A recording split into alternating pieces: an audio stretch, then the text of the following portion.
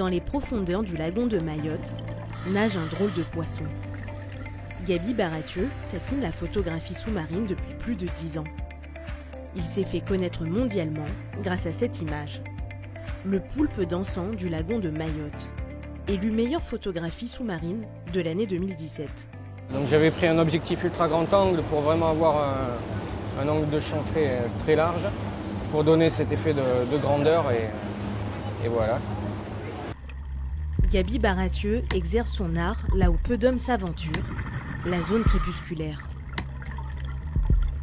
Il descend entre 80 et 150 mètres de profondeur. Quand on regarde le soleil, on voit juste une petite auréole blanche. Donc là, on sait qu'on est bien profond. Et après, donc, une fois que nos yeux s'habituent à l'obscurité, là, on commence à différencier le relief, les formes. Avant de prendre le large, il vérifie son matériel, taillé pour les eaux profondes.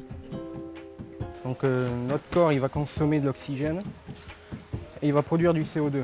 Donc le but c'est que la machine capte le CO2 et réinjecte l'oxygène que le corps a consommé. Gaby se déplace toujours avec Olivier, son coéquipier. On se remet un peu dans les mains de notre binôme, donc c'est important d'avoir confiance dans les aptitudes techniques et puis avoir confiance dans les valeurs humaines. Je pense que dans ces profondeurs-là, on plonge vraiment avec des amis.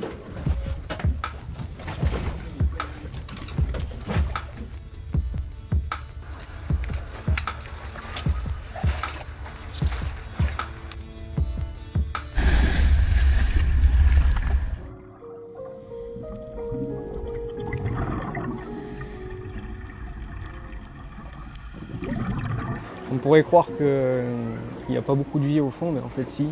Il y a énormément de vie, énormément de biodiversité.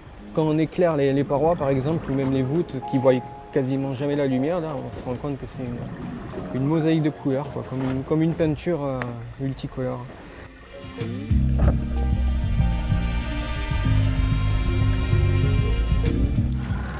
Ah mais une petite Clémentin, deux même.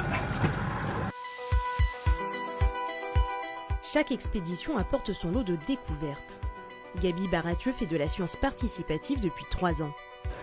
Faire une belle photo c'est bien, mais faire une belle photo qui permette à la science d'en apprendre un peu plus sur le milieu marin, c'est vraiment motivant pour moi et c'est ma principale source de motivation.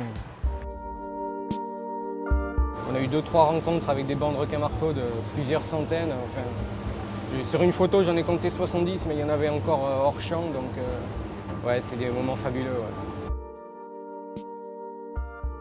C'est ça qui est magnifique.